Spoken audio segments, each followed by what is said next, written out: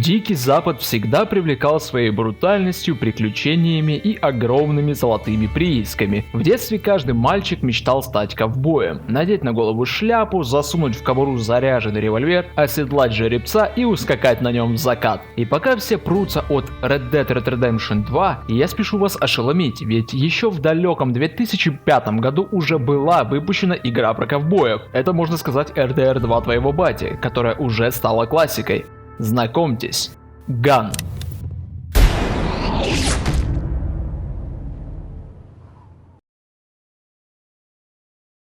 Что означает револьвер? Вообще у слова ган много вариантов перевода. Пистолет, оружие, пушка, ружье, орудие, револьвер, пулемет, шприц.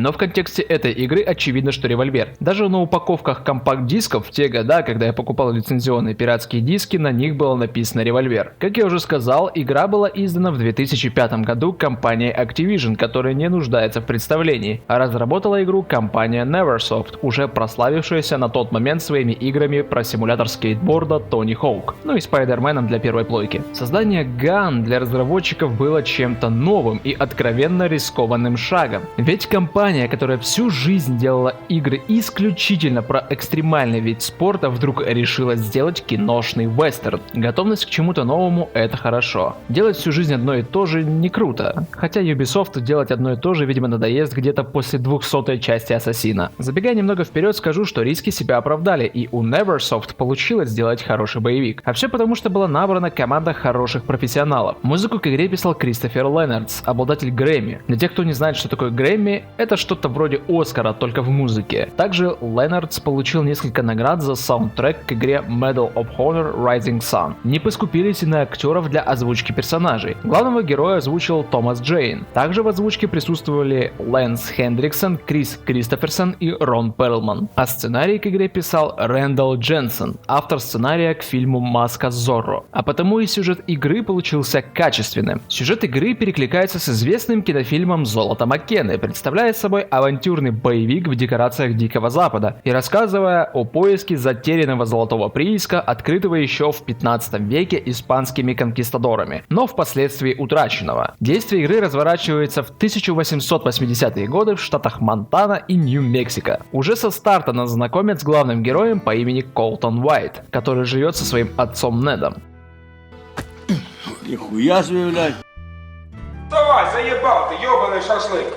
Жизнь в целом неплохая, я бы даже сказал романтичная. Отец и сын, дикая природа. Зарабатывают они себе на жизнь охотой, продавая шкуры убитых животных. Так, после очередной удачной охоты на гризли, Нед решает продать его шкуру на проплывающем мимо пароходе. Мы садимся на пароход и узнаем, что продажа шкуры — это лишь предлог, и на самом деле у нашего отца дела с какой-то другой шкурой, в детали которых он нас не посвятил. Пока мы дожидаемся нашего батю на палубе, к нам прикапывается священник и начинает нести какую-то дичь. Уже с самых первых секунд становится понятно, что он настоящая гнида. Да будет воля твоя!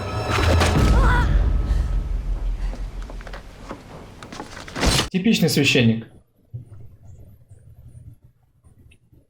После наставления грешницы на путь истины, этот педрила, то есть падре, дает команду, и на пароход нападает шайка бандитов. Начинается кровавая бойня. Охраны на пароходе немного, примерно пару штук, и то у них один револьвер на двоих. А потому единственными вооруженными людьми на судне и умеющими с этим оружием обращаться является Колтон и его отец. Они начинают отстреливаться от банды, но все-таки двое против нескольких дюжин — это неравный бой. В итоге Нед принимает тяжелое решение, дает нам монету, говорит отправиться в Додж-Сити, найти там салон Альгамбра и поговорить с некой Дженни. В конце добавив горькую правду, что на самом деле он не наш отец. После чего сталкивает Колтона в воду, а сам остается на корабле, чтобы дать своему приемному сыну время спастись. И вот перед нами стоит сразу куча задач. Узнать, что же нам должна рассказать Дженни в Альгамбре, кто же такой Нед и почему мы росли с ним, если он не наш отец, что он обсуждал на корабле с незнакомкой, кто настоящие родители Колтона и что с ними случилось или не случилось. Ответы на эти вопросы главному главному герою предстоит найти в ходе игры. Попутно еще меряясь, у кого круче ствол с местным отморозком по имени Томас Макгрудер, бывшим майором КША, который так и не смог оправиться от поражения армии конфедерации в гражданской войне, для которого эта самая война все еще продолжается, и он отчаянно жаждет найти золотой город ацтеков. Другими словами, у клона директора Фьюри беды с башкой, и он является главным антагонистом в игре. Нельзя сказать, что тут невероятно обширный геймплей, однако чем заняться найдется. Помимо сюжетной кампании, мы можем заниматься рядом дополнительных заданий. Охота за головами, естественно, какой же Дикий Запад без охоты за головами. Помогать шерифу, Пони Экспресс, помощь фермеру на ранчо, охота на зверей и игра в покер. Ну, с первым все понятно. Находим на улице плакат по типу «Разыскивается некий Сережа за то, что дрочил на лошадь в салоне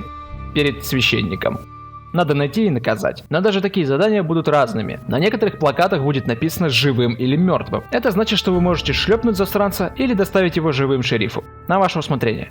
Вам заплатят при любом раскладе, однако за живого заплатят больше. Иногда пишут наоборот, доставить живым. Это значит, что убивать нельзя. Если пристрелите цель, задание будет провалено. В таких случаях нужно преступника доставлять исключительно живым. Также работает и в обратную сторону. Иногда будет написано «живым не брать». Это настолько опасные преступники, что вам заплатят только за их ликвидацию. А чем дальше по игре вы будете продвигаться, тем более усложненные будут розыски. Потому что потом в одном задании нужно будет найти сразу несколько бандитов. И при этом кого-то пристрелить, кого-то доставить живьем, кого-то выебать.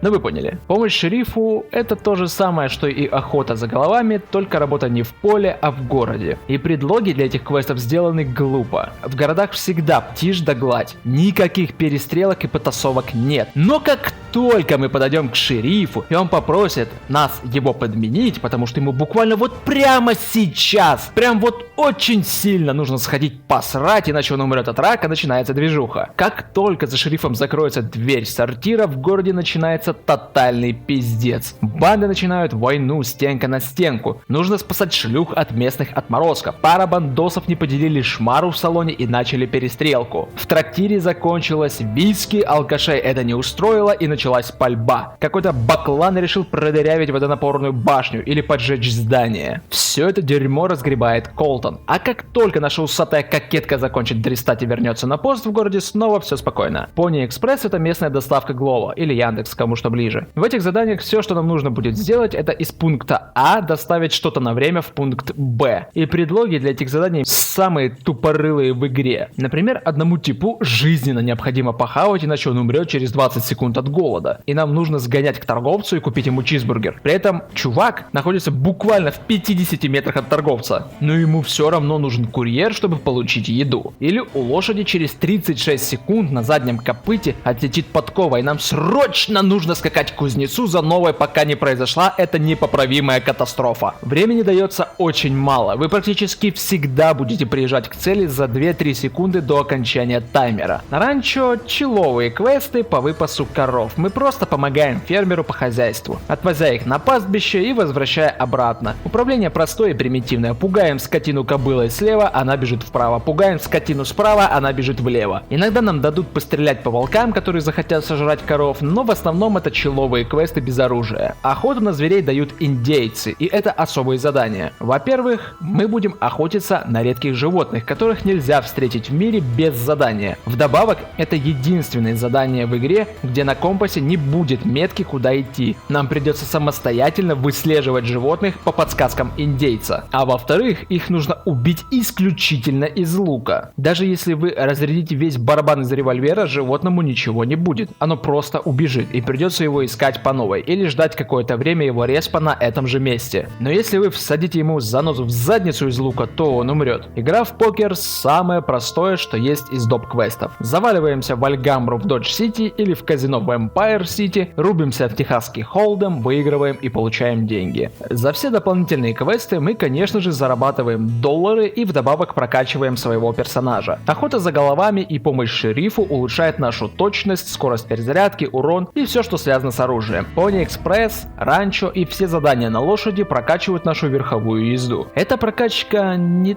то чтобы прям жизненно необходима, обычно к каждому пункту добавляется по 3-5 очков. К этим перкам нет описаний название и вообще их точное действие не разъясняется. Но физически по ходу игры их действие заметно ощутимо в перестрелках. Хочу сказать пару слов по поводу верховой езды. Управление лошадью сделано очень удобно и продумано. Даже в своем интервью разработчики говорили, что очень много времени уделили именно верховой езде, поскольку в те времена не было игр с качественной ездой на лошадях, и они хотели быть в этом первопроходцами и дать потребителю качественную езду и стрельбу из седла. Так, когда мы достаем оружие, то управляемость заметно ухудшается, поскольку мы берем в руки оружие, а следовательно отпускаем поводья и управляем лошадью только при помощи ног. А такого, между прочим, не предусмотрено даже в RDR 2. Есть система торможения при помощи задних копыт, такое уже есть в RDR 2. Можно встать на дыбы и шарахнуть врага передними копытами, а также наша кобыла обладает хитпоинтами. А это значит, что в замесе ее могут пристрелить. Ну или вы сами можете ее убить, если будете слишком часто пришпоривать. Так что бездумно не лупите несчастное животное ногами по пузу. Добыть новую лошадь, конечно, не является проблемой, если вы в городе, но если вы лишитесь коня где-нибудь в каньоне, то пешком добираться до ближайшего города будет долго. Вы, конечно, можете встретить на равнинах дикого мустанга и оседлать его, но так как это дикий конь, его сперва придется поймать, а это тот еще челлендж. У торговцев за деньги мы можем купить апгрейды для своего персонажа. Увеличение скорости перезарядки, повышение хп,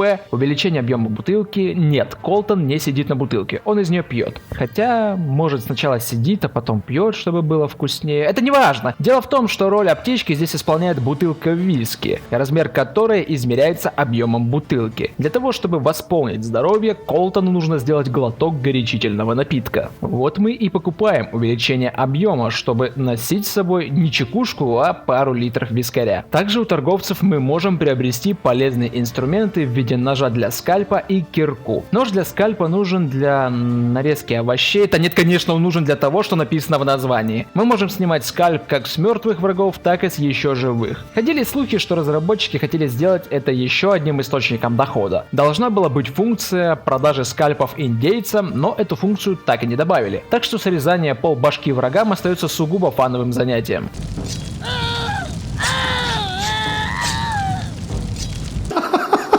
А вот кирка вещь полезная. Мы ведь на Диком Западе. Тут все усеяно залежами золота, добыв которые мы получим сразу доллары. Но чтобы эти доллары получить, сперва нужно взять кирку и хорошенько поковырять прямую кишку, то есть золотую жилу. Вы у меня сейчас спросите: а как же оружие, сенсей? Где покупать оружие? У торговца его нет. Я вам отвечу. Я отвечу вам, понятно? Абсолютно все оружие в игре мы добываем как трофейное. Всего 7 типов оружия. Револьверы, ружья, дробовики, снайперские винтовки, оружие ближнего боя, снаряды и индейский чеснок.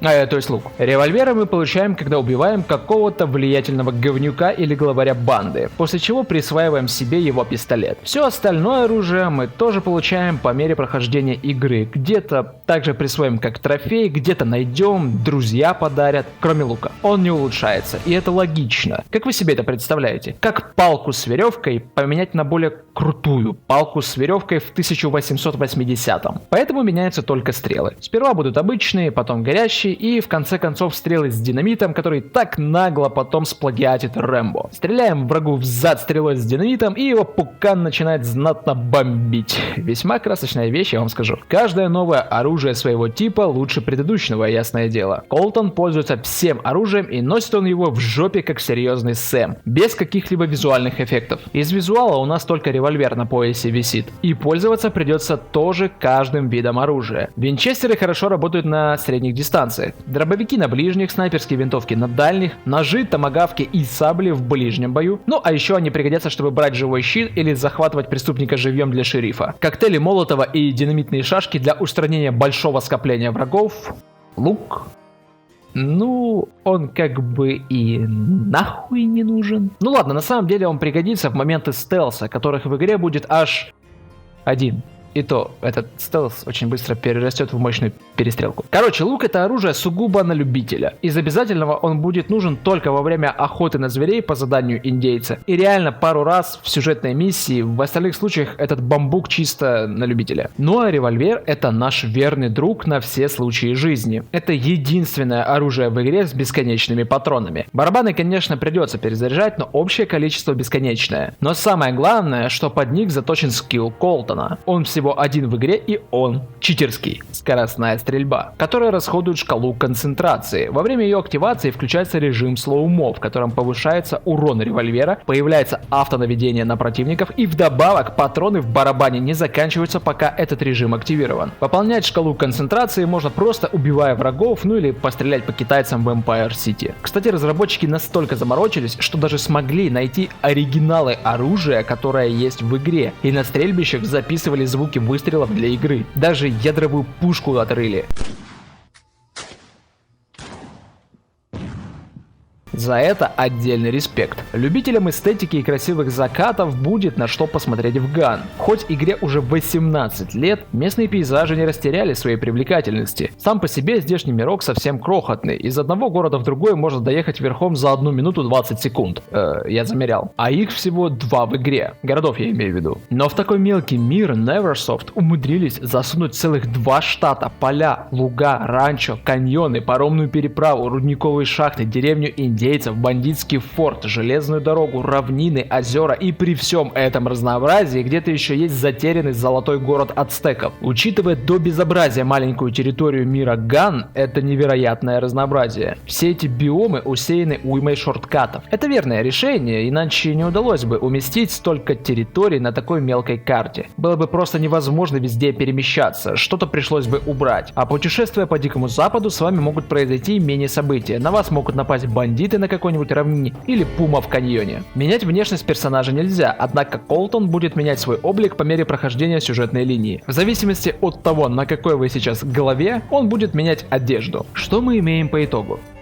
Хороший геймплей, качественный и интересный сюжет с хорошей озвучкой, который ничуть не уступает голливудским фильмам, невероятную атмосферу и шикарную музыку, которую хочется слушать снова и снова. Даже в те года я искал саундтреки из Ган, чтобы добавить себе в плеер. И сейчас они до сих пор в моем плейлисте. Гитара, губная гармошка и флейта — это божественное сочетание. И также имеем несколько минусов. Мыльная и не очень хорошая даже на момент релиза графика. Слишком уж крохотный мирок, который больше напоминает не открытый мир, а Диснейленд в ковбойской тематике. Пустые города, плюс-минус какая-то оживленность присутствует лишь в радиусе 3 метров от главного героя. Вся остальная местность полностью пуста и лишена жизни, будто кроме Колтона в этом городе никого нет. А те, кто только что подавал признаки жизни возле нашего протагониста, тут же превращаются в гифку, как только мы отъедем от этого NPC. Однако вердикт таков. Игра превосходная. И мне искренне жаль, что она не получила продолжения. У нее был большой потенциал стать первоклассной серийной игрой. Я настоятельно рекомендую каждому с ней ознакомиться, особенно если вы фанат вестернов и всей этой ковбойской тусовки. Требования к игре небольшие, так что обладатели слабых ПК тоже смогут насладиться маленьким, но таким уютным миром Ган. Я оставлю их в описании для вашего ознакомления. И разумеется, я буду проходить эту игру на стриме, так что жми кнопку подписаться, чтобы не пропустить трансляцию, а также поставь этому видео лайк и напиши свое мнение о игре в комментариях. За репост ролика тебе будет отдельный плюс в карму. Заряжайте свои стволы и увидимся на трансляции, господа ковбои.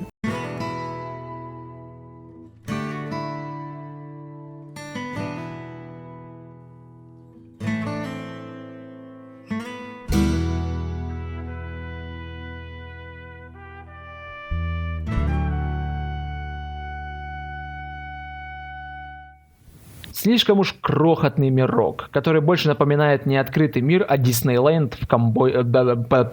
Бля, ебаная тварь. Слишком уж крохотный мирок, который больше напоминает не открытый мир, а Диснейленд в ковбой... Ебать, да ты шо гонишь с меня, сучара?